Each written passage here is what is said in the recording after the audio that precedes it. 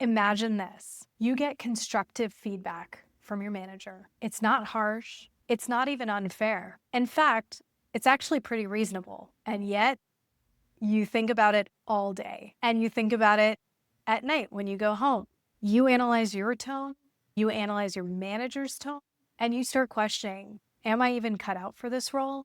If that's happened to you, I want you to hear something from me clearly. That reaction does not mean you're overly sensitive, and it doesn't mean you're fragile, and it most definitely doesn't mean that you're incompetent. What it means is this: feedback feels really personal when your nervous system reads it as a threat to your identity. I'm going to say that one more time. Feedback feels really personal when your nervous system is reading it as a threat to your identity. Let that sink in for a second. When you care deeply about doing something well, and let's face it, most high performers do, your identity becomes intertwined with your performance. It's not something we're doing on purpose. It's something that happens pretty naturally. So when feedback comes in, your nervous system, your body isn't processing it as neutral information. It's processing it as a potential threat to your competence. It's processing it as a threat to your belonging. And it's processing it in response to your question, do I even deserve to be here? And this is especially true if you're either in a new role, in a higher level role, or at a new company. Externally, you've stepped into a new role, you've grown, but internally, your identity still might be stabilizing. And that gap between the external and the internal, that's where the overthinking happens. You can think about it like this. You're doing something, task, a project, your performance basically leads you to create an identity for yourself.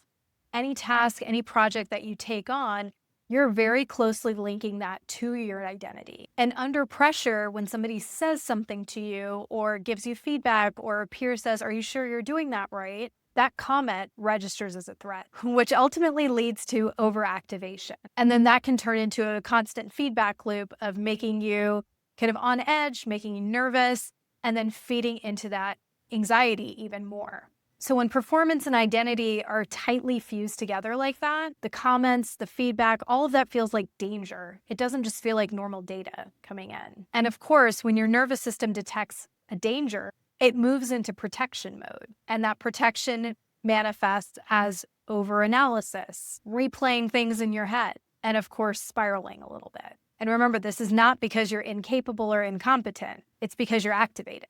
And this is an incredibly common thing for high performers to go through, especially those that are expanding into new roles or higher level roles. Remember, you're not behind, you're not weak, and you're definitely not too sensitive. Your nervous system is just activated. Now, here's the shift. Before you analyze the feedback, it's really important for you to regulate. Now, what does regulation mean?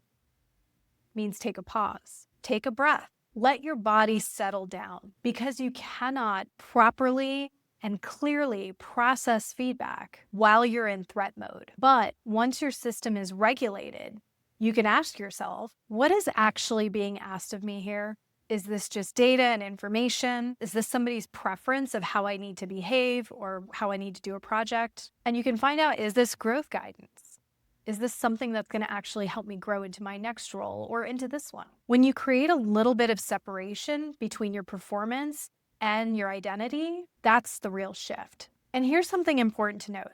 When you're able to clearly name something, you're no longer caught in that spiraling loop of negative self-talk. That alone can shift your power. Because instead of thinking, what's wrong with me, or why am I not getting this, you'll think to yourself, oh, my nervous system is activated.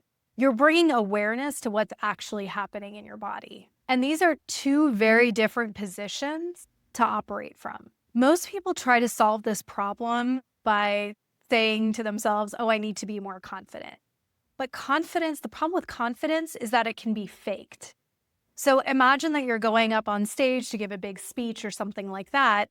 Before you go up, you're signing yourself up, you're getting yourself confident and comfortable, and you say, okay, this is just for a few minutes. I'm going to get myself up on stage, I'm going to give an awesome speech, and then I can be done. And you can do that. You can go up on stage and you can fake this. However, you'll notice that your stomach is still in knots. And a lot of times what happens for me is when I'm up on stage in the middle of giving a speech or something like that, I'll notice that, oh my gosh, these nerves are catching up with me. They're catching up with me. And then you start to freak out and you make a mistake or something like that. Now, there's nothing wrong with operating that way, but there's actually a deeper level you can get to here because confidence isn't the actual issue. It's not the root of the issue. Capacity is. So what is capacity exactly? Capacity is knowing that your nervous system can tolerate feedback without spiraling. Capacity is knowing that you could handle this level of responsibility without questioning your worthiness. That's deep work. If this feels familiar to you, just know that you're not underqualified. You don't need more education or any of that stuff.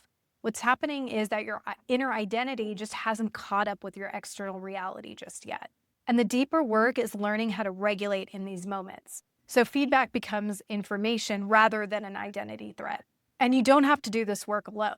In fact, this is the work I do with high-performing professionals who are expanding into bigger or different roles. Together, we stabilize their nervous system and expand their internal capacity so they can hold the level they've earned and more. In these moments, you don't need to shrink or spiral. You just need support expanding.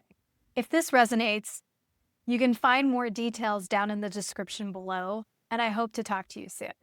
Thanks, and I'll see you next time.